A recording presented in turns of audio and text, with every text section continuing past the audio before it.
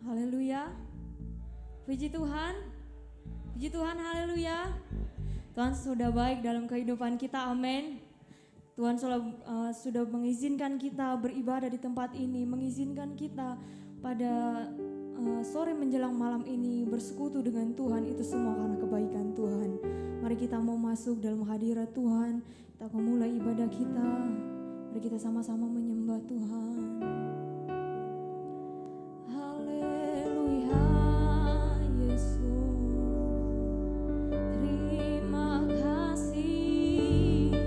Haleluya. Engkau Allah yang besar, Tuhan. Terpujilah namamu. Haleluya, Yesus.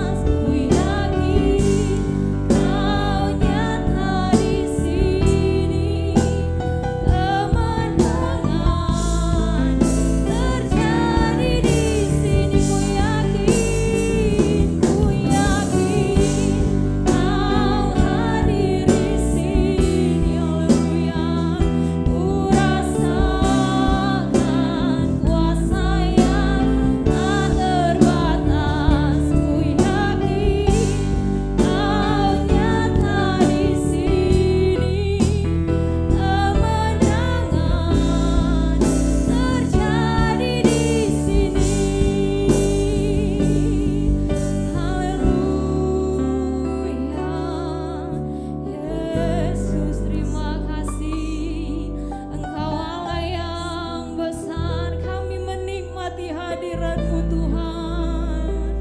Haleluya Yesus, Engkau Allah yang besar di dalam hidup kami Tuhan. Terima kasih atas kebaikan-Mu dalam kehidupan kami.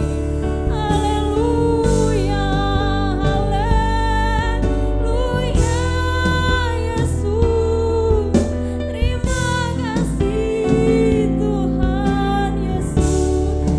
Haleluya, aku yakin Kau hadir di sini. Ku rasakan kuasa yang tak terbatas. Ku yakin Kau nyata di sini. Kemenangan terjadi di sini. Ku yakin Kau hadir di sini. Haleluya, ku rasakan kuasa yang tak terbatas. Ku yakin Kau nyata di sini. Kemenangan terjadi di sini. Haleluya Yesus,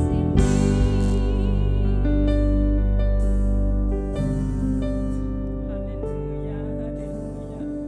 Segala puji syukur hanya bagi-Mu Tuhan. Kami mengucap syukur kepada-Mu Bapa. Kalau pada sore hari ini kami boleh berbakti di tempat ini, semua karena kasih dan kemurahan-Mu. Engkau Tuhan yang begitu baik, Engkau Tuhan yang begitu mengasihi kami. Kami ada semua karena Engkau Tuhan, semua karena kebaikan Tuhan dalam setiap kehidupan kami. Tuhan, kami datang untuk memuji, menyembah-Mu.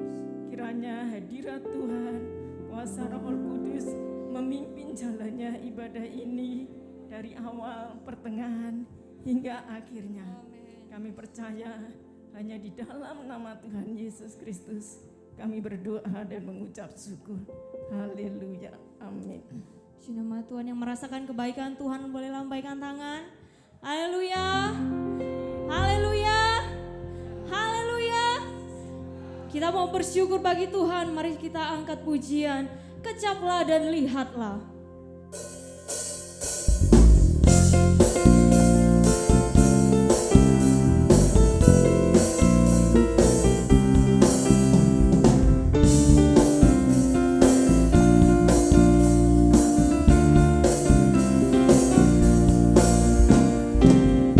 Kecaplah dan lihatlah betapa baiknya Tuhan itu.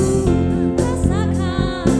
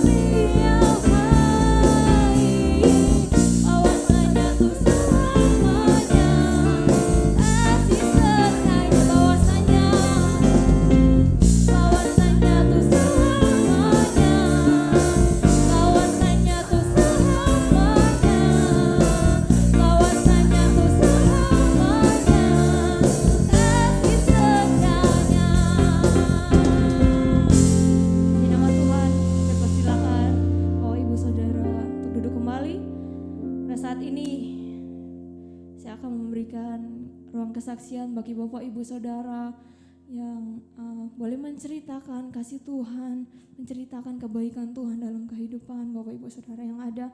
Sambil menunggu kita angkat satu pujian, Ku Cinta Keluarga Tuhan.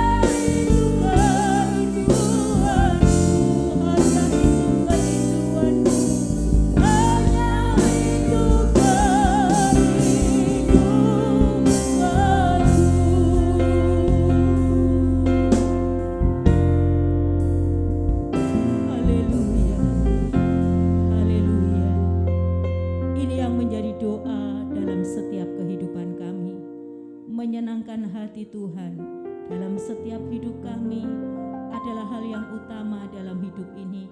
Terima kasih buat kesempatan sore menjelang malam hari ini. Kami bersyukur Engkau boleh mengumpulkan kami. Kami sudah memuji nama-Mu. Hati kami siapkan sebentar untuk mendengar firman-Mu. Tuhan, jadikan tanah hati kami tanah hati yang subur, sehingga benih firman-Mu boleh tumbuh dan benih firman-Mu hidup dalam hidup kami. Dan firman itu menghidupi hidup kami, sehingga kami boleh melihat bahwa apa yang kami dengar lewat firman-Mu adalah firman iya dan amin dalam hidup kami. Sembunyikan hamba-Mu di belakang salib Tuhan, agar kemuliaan Tuhan yang akan selalu nampak dalam setiap pemberitaan firman-Mu. Berkati kami semua malam hari ini. Kami siap untuk mendengar dan membaca firman-Mu. Terima kasih Tuhan. Kami alaskan doa kami mengucap syukur dalam nama Tuhan Yesus. Haleluya. Amin. Puji Tuhan. Puji Tuhan, selamat sore menjelang malam. Kita bersyukur kepada Tuhan kalau hari ini dengan keadaan yang ada kita masih tetap bisa dipertemukan kembali untuk kita boleh bersekutu. Ya, ada berapa banyak anak-anak Tuhan yang rindu untuk beribadah tetapi terhalang oleh kondisi fisik mereka mungkin yang sakit. Tapi kalau kita hari ini sehat, semua karena anugerah dan kemurahan Tuhan. Puji Tuhan. Tema firman Tuhan yang saya ambil di ibadah keluarga eklesia adalah Tuhan adalah kekuatanku. Ketika saya mengambil tema ini, saya merenungkan kembali bahwa sesungguhnya banyak orang yang bersukacita ketika mendengar kata Tuhan adalah kekuatanku. Dan banyak orang yang bisa berkata dengan mudahnya Tuhan adalah kekuatanku. Tetapi kita akan melihat sesungguhnya orang yang benar-benar bisa berkata dan mengalami bahwa Tuhan adalah kekuatanku, itu membutuhkan sebuah proses dalam kehidupannya. Ya, kita akan melihat bersama-sama di dalam Mazmur pasal yang ke-28. Kitab Mazmur pasal yang ke-28 ayat yang ke-7. Mari kita membaca satu ayat ini bersama-sama. Mazmur pasal 28 ayat yang ke-7. Sudah ketemu? Mari kita membaca semua bersama-sama ya. 2, 3. Tuhan adalah kekuatanku dan perisaiku. Kepadanya hatiku percaya, aku tertolong sebab itu beria-ria hatiku. Dan dengan nyanyianku aku bersyukur kepadanya. Puji Tuhan. Berbicara tentang kekuatan berarti sebuah paket komplit, yaitu kita akan berbicara tentang perlindungan. Kita akan berbicara tentang sebuah keselamatan. Karena kalau beberapa waktu yang lalu orang selalu berkata begini, kalau mungkin menghadapi persoalan pergumulan, kita ngomong gini, aku punya dekeng gitu ya. Aku punya orang yang membackup aku, orang yang punya kekuatan. Kita pasti ngomong gini, oh aku aman, betul ya? Oh aku pasti akan selamat. Nah, kita akan melihat bagaimana proses hidup. Kalau di situ kita melihat Mazmur pasal yang ke-28 ini ditulis oleh seorang yang bernama Daud. Dan kita tahu pengalaman hidup Daud. Ketika Daud menulis Mazmur ini dan mengatakan Tuhan adalah kekuatanku. Ada sebuah proses panjang yang dialami oleh Daud dalam kehidupannya. Apa saja proses itu dan kenapa Daud bisa berkata bahwa Tuhan adalah kekuatanku.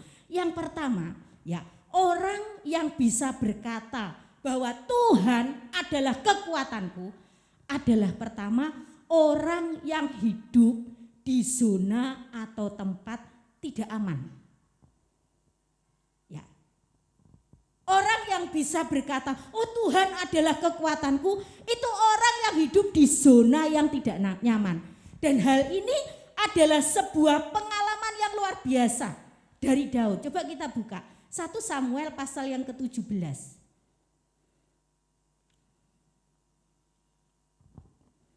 Ya, 1 Samuel pasal yang ke-17. Kita membaca ayat yang ke-34 sampai ayat yang ke-35. Ya. Dalam 1 Samuel pasal 17 ayat yang ke-34 dan 35. Mari kita baca dua ayat ini bersaut-sautan. Pria-pria akan membaca ayat yang ke-34 dan wanita akan membaca ayat yang ke-35. Mari pria 2, 3.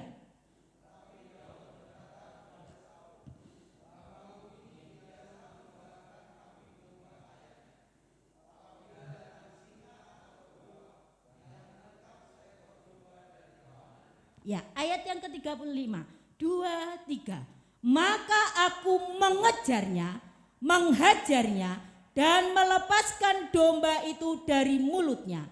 Kemudian apabila ia berdiri menyerang aku, maka aku menangkap janggutnya, lalu menghajarnya dan membunuhnya. Perhatikan, orang yang bisa berkata Tuhan adalah kekuatanku adalah orang yang hidup di zona tidak nyaman, tidak aman. Ketika Daud, ini adalah sebuah perkataan yang disampaikan oleh Daud kepada Saul ketika semua tentara Israel, Goliat berseru, ayo kasih satu prajuritmu supaya melawan aku. Kalau kami orang Filistin kalah, kami jadi hambamu. Tapi kalau kamu yang kalah, kamu jadi hamba orang Filistin. Tidak ada satupun tentara Israel termasuk Saul yang dikatakan bahwa Saul punya perawakan yang tinggi. Tetapi ketika Goliat berteriak seperti itu, semua ada dalam ketakutan. Tapi kita melihat Daud maju dan dia berkata, saya ini biasa menggembalakan kambing domba ayahku. Daud biasa hidup di zona tidak aman, tidak nyaman. Di mana? Dia ada atau dia hidup di lingkungan padang belantara. Ketika dia menggembalakan kambing domba, Daud katakan ini bukan Daud menghayal. Daud berkata kepada Saul, pengalamanku kalau dombaku diterkam oleh singa atau beruang, perhatikan, aku akan mengejarnya. Saya renungkan sesuatu yang luar biasa.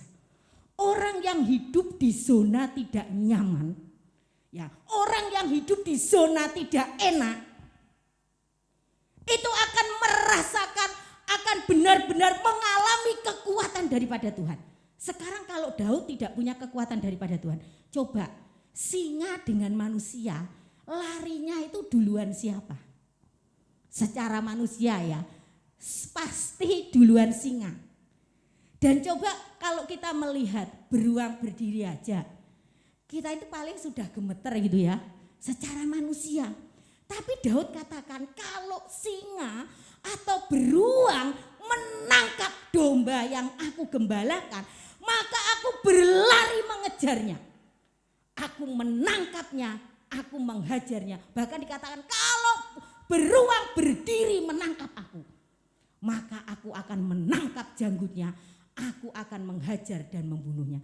Saya merenungkan begini, Daud itu seberapa gede ya?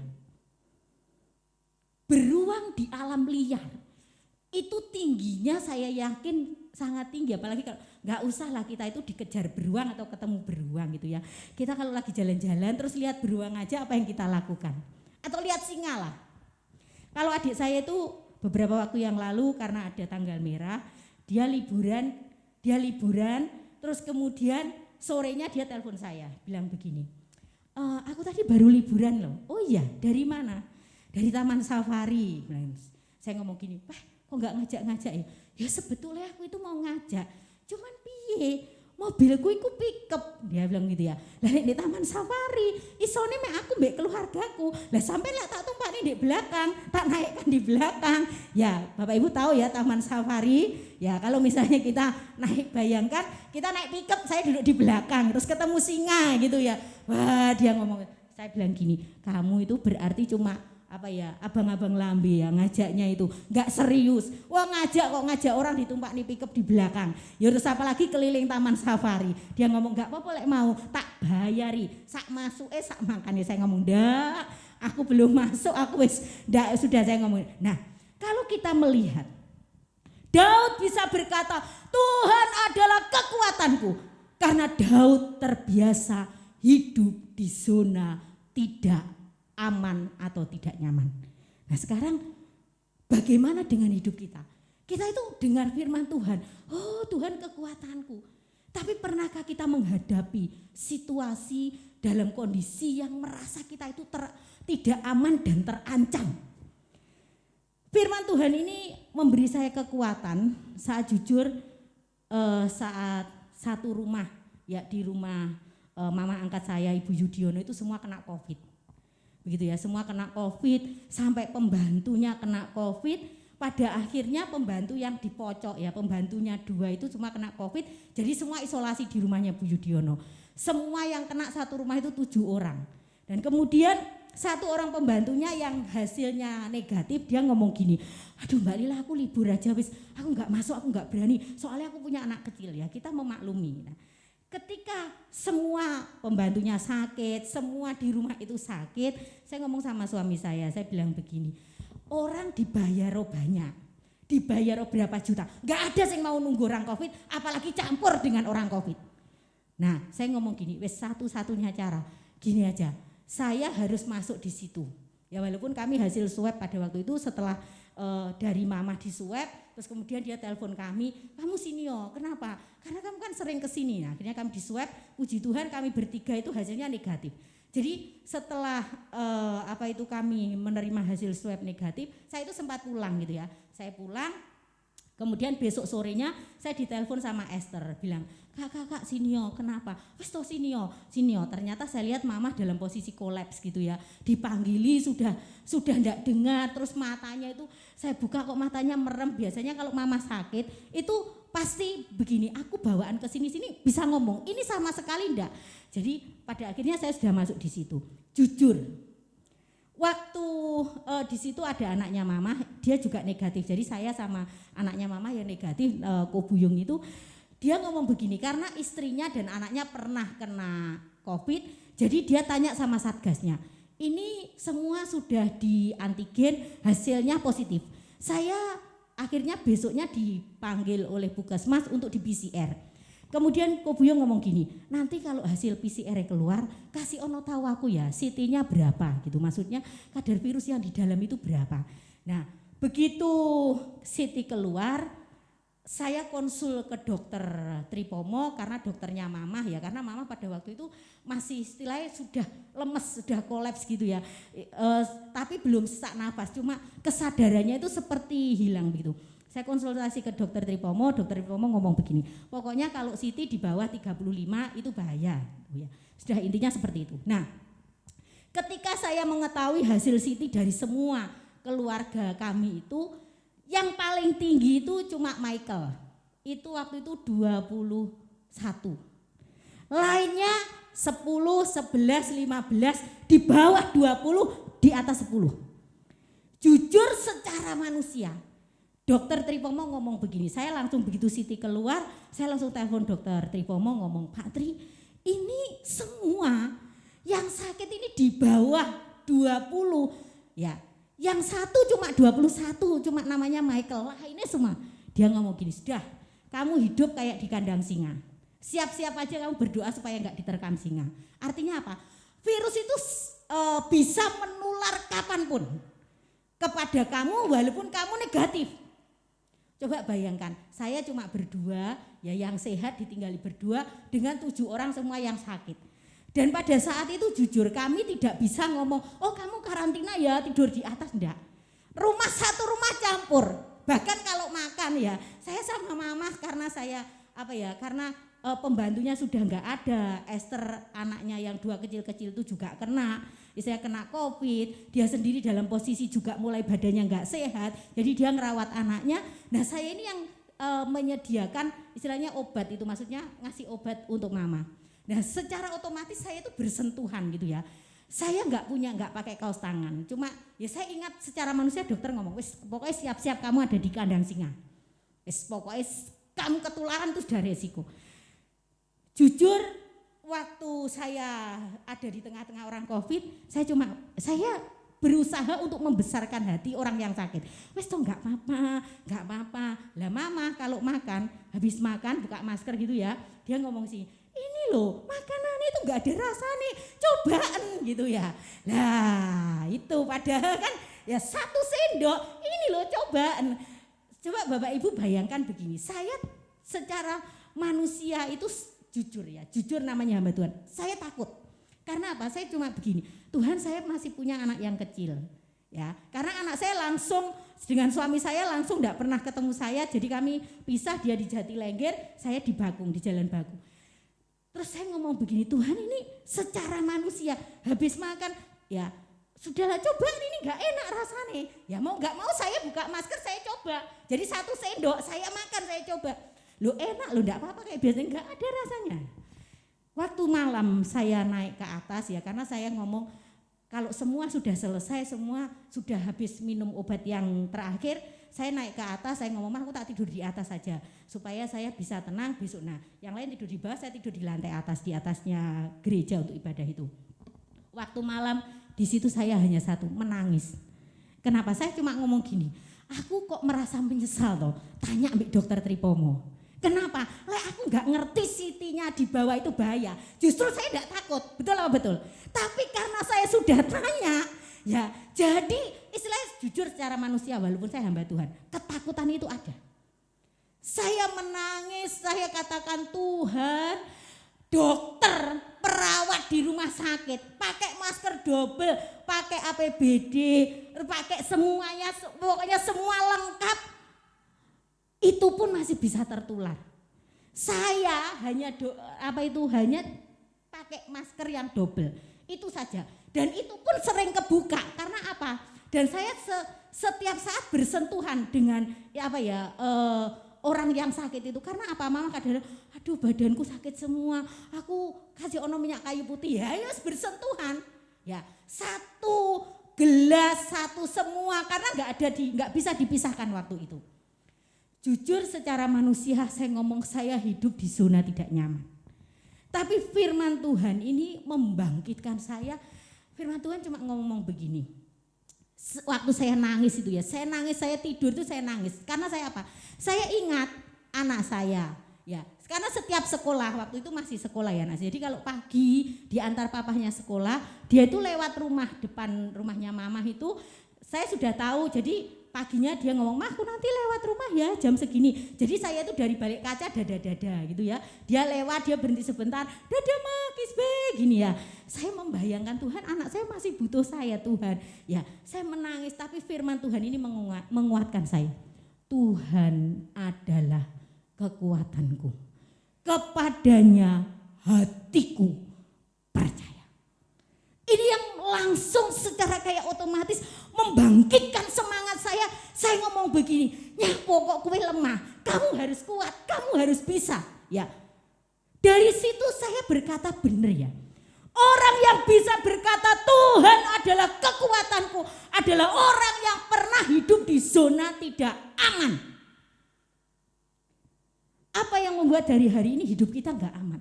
Mungkin masalah keluarga, tekanan atau pekerjaan atau apapun, kadang kita itu merasa ada sebuah ketakutan. Yang kedua, kita melihat ya satu respon yang dilakukan oleh Daud. Ya, ayat yang ke-36 ini luar biasa. Jadi di tengah-tengah dia hidup di zona tidak nyaman, tapi respon daripada Daud ini luar biasa. Ayat yang ke-36, perhatikan begini. "Baik singa maupun beruang telah dihajar oleh hambamu ini. Dan orang Filistin yang tidak bersunat itu, ia akan sama seperti salah satu daripada binatang itu. Karena ia telah mencemooh barisan daripada Allah yang hidup." Apa artinya? Di tengah-tengah Daud ada di posisi yang tidak nyaman, di posisi yang tidak aman. Daud berkata, "Kalau saya bisa menghajar singa dan beruang, siapa orang Filistin yang menghina barisan Allah Israel?" Artinya apa? Daud dengan kekuatan daripada Tuhan, dia berbekal apa yang Tuhan sudah berikan dalam hidupnya selama menjaga kawanan domba. Kalau singa dan beruang aja saya bisa kalahkan, orang Filistin itu juga pasti akan bisa saya kalahkan. Jadi ketika kita hidup di zona tidak aman, tidak nyaman, mari andalkan Tuhan. Punya keyakinan, saya percaya Bapak Ibu punya pengalaman bersama dengan Tuhan. Ini yang menjadi kekuatan kita di saat kita ada dalam posisi tidak aman. Yang kedua, bagaimana orang yang bisa berkata Tuhan adalah kekuatanku. Yang kedua adalah orang yang diremehkan atau dipandang sebelah mata. Orang yang bisa berkata Tuhan adalah kekuatanku, bukan hanya orang yang hidup di zona tidak nyaman, tapi orang yang dipandang sebelah mata. Pengalaman Daud tetap dalam pasal yang ke-17. Sekarang ayat 28. Mari tampilkan ayat 28. Ayat 28. 28. Ya. Nah, mari kita baca satu ayat ini bersama-sama. Mari, 2, 3. Ketika Eliab kakaknya yang tertua mendengar perkataan Daud kepada orang-orang itu, bangkitlah amarah Eliab kepada Daud sambil berkata, "Mengapa engkau datang? Dan pada siapakah kau tinggalkan kambing domba yang 2-3 ekor itu di padang gurun? Aku kenal sifat pemberanimu dan kejahatan hatimu. Engkau datang kemari dengan maksud melihat pertempuran." Perhatikan, ketika Daud akan bersiap untuk menghadapi orang Filistin itu, dia masih dengar orang atau Goliat menantang pasukan Israel. Daud itu cuma tanya begini, "Kui sopo toh? Siapa toh itu?" Kakaknya ngomong gini, "Kamu ya mungkin anak kecil, kamu itu enggak di medan perang, tugasmu sana loh, menggembalakan kambing domba." Kadang orang itu memandang kita itu sebelah mata, sopo, kita itu siapa? Siapa kamu itu? Tapi justru disitulah kita melihat Daud tidak patah arang. Daud ketika dia diremehkan, dan tidak satu kali saja dia diremehkan. Daud diremehkan bahkan istilahnya apa ya, kayak dianggap sebelah mata. Ketika Samuel akan memilih seorang raja, Isai sebagai orang tua, anaknya semua dipanggil. Betul ya? Dalam kejadian dalam 1 Samuel pasal yang ke-16, semua anaknya dipanggil.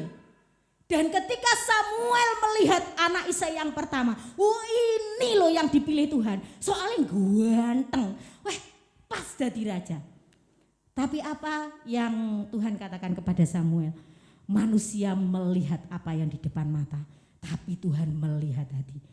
7 orang anak Isai lewat, tidak ada satupun yang dipilih oleh Tuhan. Sampai akhirnya Samuel bertanya kepada Isai, "Masih adakah anakmu yang satunya?" Apa yang dijawab oleh Isai? "Oh, ada, tapi masih itu di padang menggembalakan." Kayak gak dianggap. Jadi Daud itu gak dianggap, itu bukan hanya satu kali ketika dia menjenguk kakaknya di medan mati. Dari awal dia orang yang dilecehkan, orang yang tidak dianggap. Tapi kita melihat dari mana Daud memperoleh kekuatan. Karena Tuhan melihat hati Daud. Jangan pernah takut kalau orang melecehkan kita. Orang melihat apa yang ada di depan, yang nampak di mata itu. Ya, yang nampak, yang gak nampak itu Tuhan yang lihat. Dan benar, ketika maju di medan perang, kakak Daud yang istilahnya tinggi besar, pengalaman perang, bahkan Saul, seorang raja yang memimpin perang. Ketika Goliat berteriak, "Taruh satu orang untuk pergi menghadapi aku." Tidak ada satupun orang yang mau pergi menghadapi Goliat.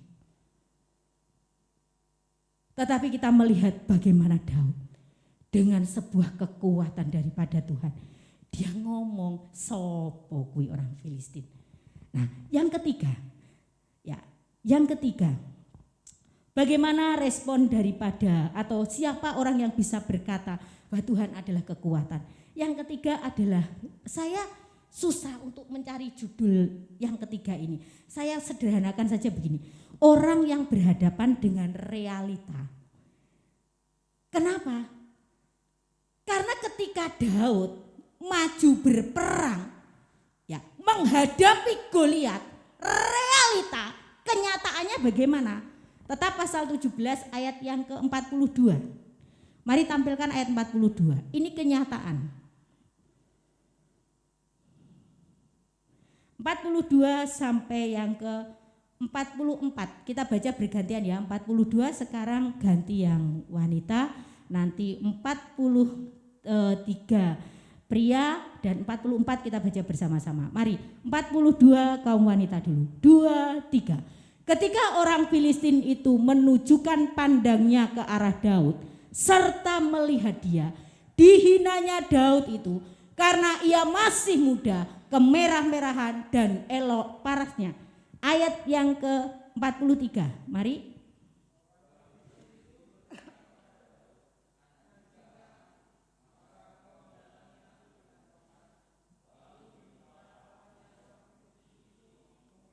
Mari, ayat yang ke-44, 2, 3. Pula orang Filistin itu berkata kepada Daud, hadapilah aku, maka aku akan memberikan dagingmu kepada burung-burung di udara dan kepada binatang-binatang di padang. Perhatikan, orang yang bisa berkata Tuhan adalah kekuatanku adalah orang yang berhadapan dengan kenyataan, dengan realita. Realitanya bagaimana? Kenyataannya bagaimana? Daud kecil, masih muda, kemerah-merahan, lawannya Goliat yang tidak ada satupun dari prajurit Israel berani untuk menghadapi dia. Ini realita, kenyataan. Ketika Daud berhadapan, Goliat meremehkan dia, tidak hanya meremehkan, memandang sebelah mata, wis pokoknya ngomong, kowe iki cilik, apa nih kamu itu enggak bawa pedang, kamu itu malah bawa tongkat, aku ini apa anjing? Goliat katakan begitu. Dan kenyataannya memang begitu. Memang Daud tidak pakai baju perang. Dia tidak bawa pedang. Dia hanya membawa tongkat dan pengali-alinya. Gak ada sepertinya, ya kayak gembala. Dia pakaian dirinya. Tetapi kita melihat respon Daud ini luar biasa. Ini yang membuat sebuah kemenangan yang luar biasa. Dalam ayat yang selanjutnya ya kita membaca respon daripada Daud. Ayat yang ke-45, tolong tampilkan. Ayat 45. Ya, mari kita baca ayat yang ke-45. Dan ayat yang ke-4 sampai ayat 46 ya. 2, 3. Tetapi Daud berkata kepada orang Filistin itu, engkau mendatangi aku dengan pedang dan tombak dan lembing, tetapi aku mendatangi engkau dengan nama Tuhan semesta alam, Allah segala barisan Israel yang kau tantang itu. Ayat 46, hari ini juga Tuhan akan menyerahkan engkau ke dalam tanganku, dan aku akan mengalahkan engkau dan memenggal kepalamu dari tubuhmu. Hari ini juga aku akan memberikan mayatmu dan mayat tentara orang Filistin kepada burung-burung di udara dan kepada binatang-binatang liar, supaya seluruh bumi tahu bahwa Israel mempunyai Allah. Saya ingin tanya, ketika Daud ngomong seperti itu, Goliat sudah mati apa masih hidup dengan kebanggaannya? Masih hidup ya. Itu kenyataan. Itu realita. Tetapi kita melihat Daud dengan iman, dia katakan, kamu mendatangi aku dengan tombak dan lembing, tapi aku mendatangi engkau dengan kekuatan Allah Israel, barisan tentara yang kau tantang.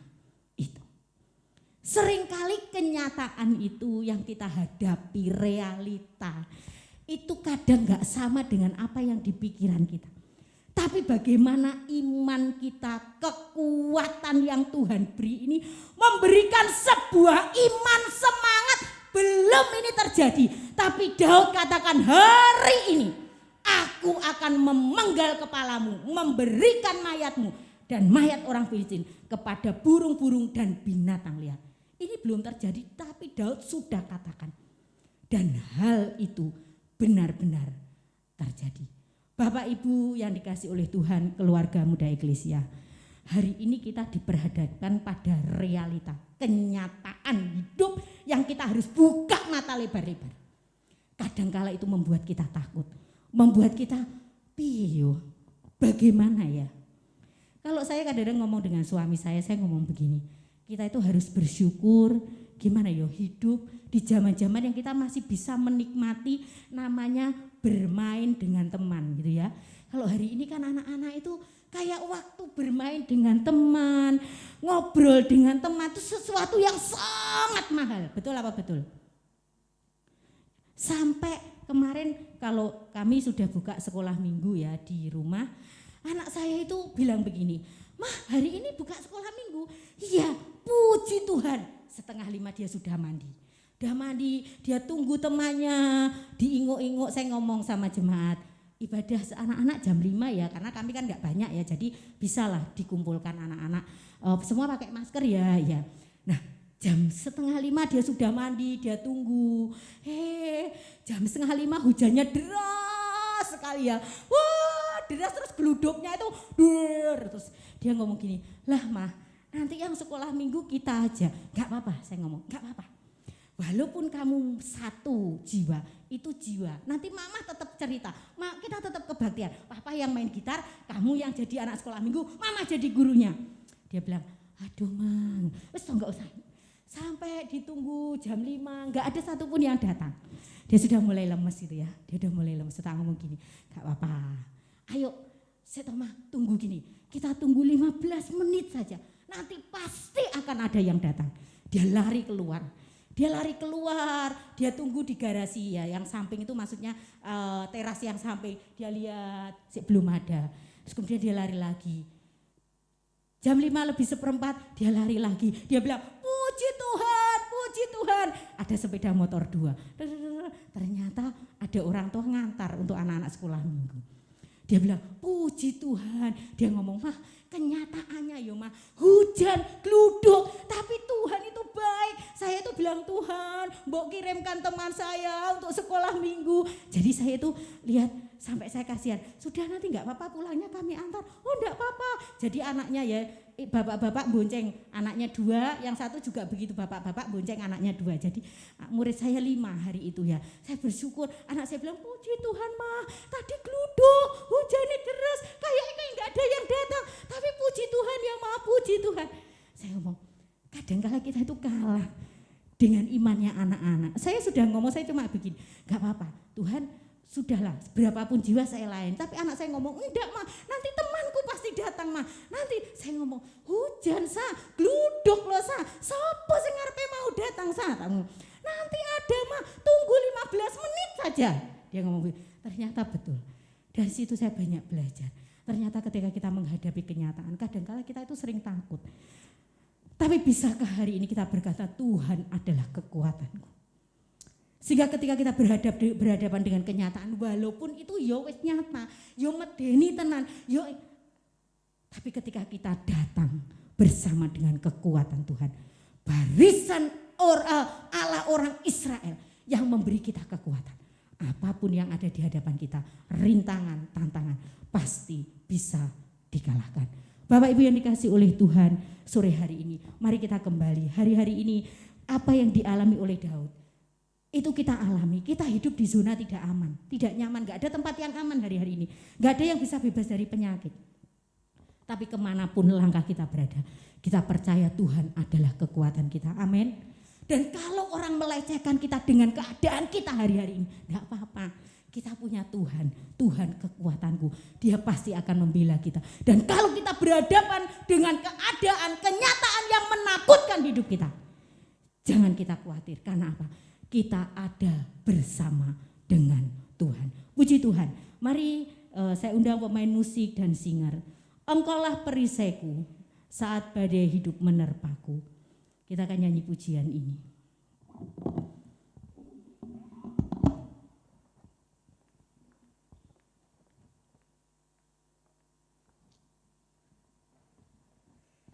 Puji Tuhan, kita akan tundukkan kepala kita.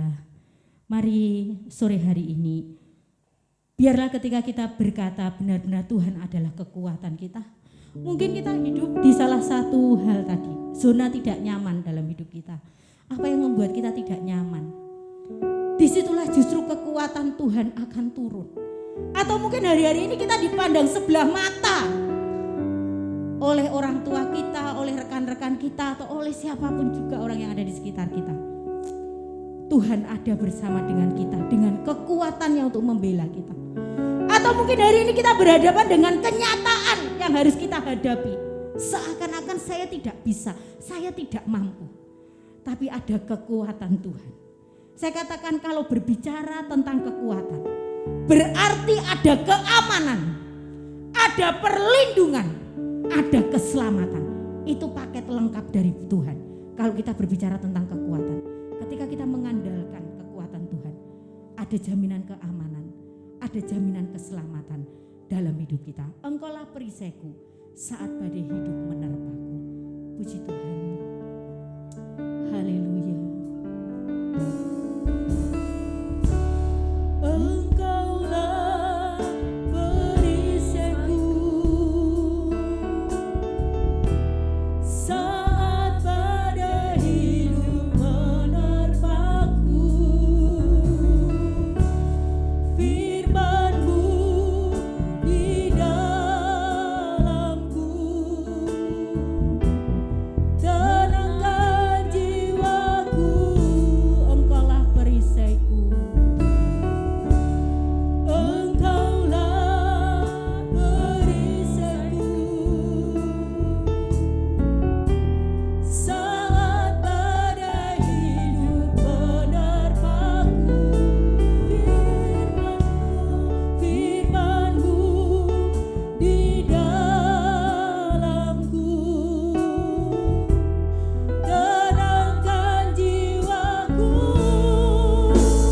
Bukan berdiri di tengah badai, dalam kekuatan yang Kau berikan.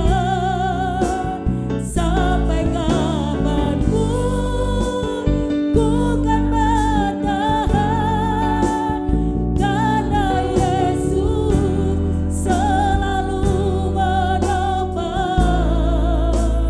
Bukan bertahan dalam tekanan, dengan kekuatan yang Kau berikan.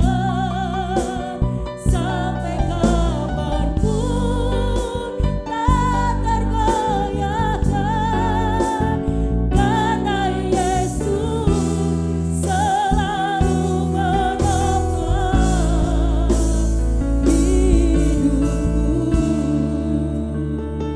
Bapak Ibu keluarga Eklesia yang ada, sore hari ini saya tidak tahu apa yang Bapak Ibu alami. Tapi firman Tuhan ini jujur secara pribadi menjadi pengalaman bahwa ketika saya ada di zona tidak aman, ketika saya pernah dilecehkan, dianggap sebelah mata, bahkan ketika saya menghadapi kenyataan yang seakan-akan menakutkan, saya tidak mampu untuk menghadapi. Di situ Tuhan menopang dan menolong saya, sehingga saya ada sampai hari ini. Saya percaya kalau kita ada hari ini, Daud katakan walaupun itu semua pernah dialami oleh Daud, Daud hanya berkata, Tuhan adalah kekuatanku, kepadanya hatiku percaya, aku beria-ria dan aku akan bersyukur kepadanya. Mari kita akan bangkit berdiri sore hari ini di tengah-tengah segala keadaan yang menimpa kita. Jangan pernah khawatir, Tuhan menopang kita. Lewati badai hidup ini bersama dengan kekuatan daripada Tuhan. Dan kita akan pulang dan melihat kemenangan yang Tuhan sediakan ada dalam hidup kita. Engkaulah perisaiku. Mari saat kita mengangkat pujian ini, angkat hati dan iman kita. Ini adalah sebuah pujian iman kita. Ini akan jadi pengalaman dalam hidup kita. Engkaulah perisaiku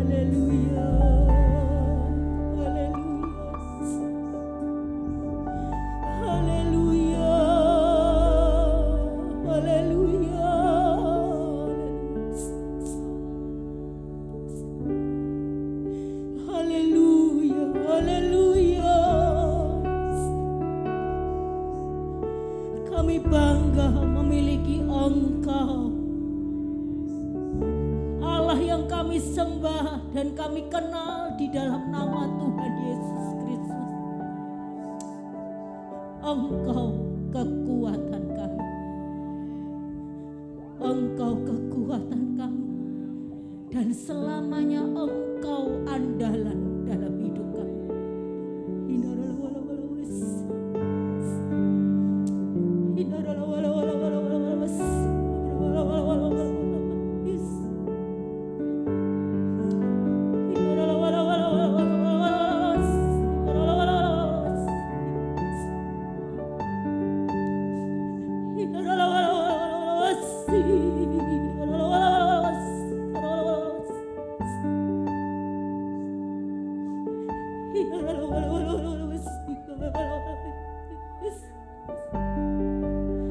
Terima kasih, terima kasih, terima kasih. Terima kasih buat kekuatan yang Tuhan beri dalam hidup kami. Terima kasih kalau kami ada sampai hari ini. Itu semua karena anugerah-Mu ya Tuhan.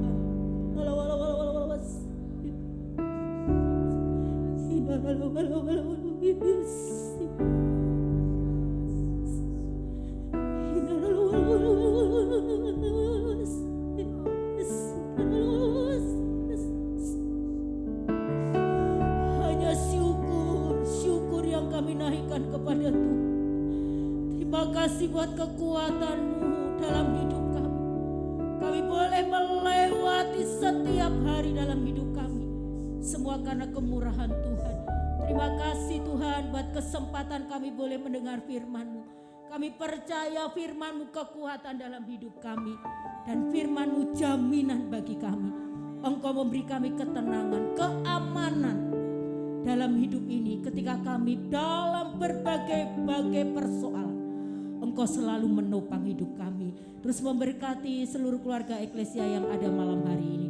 Terima kasih ya Tuhan, terima kasih. Kami bersama-sama bersyukur malam hari ini untuk kebenaran firman-Mu.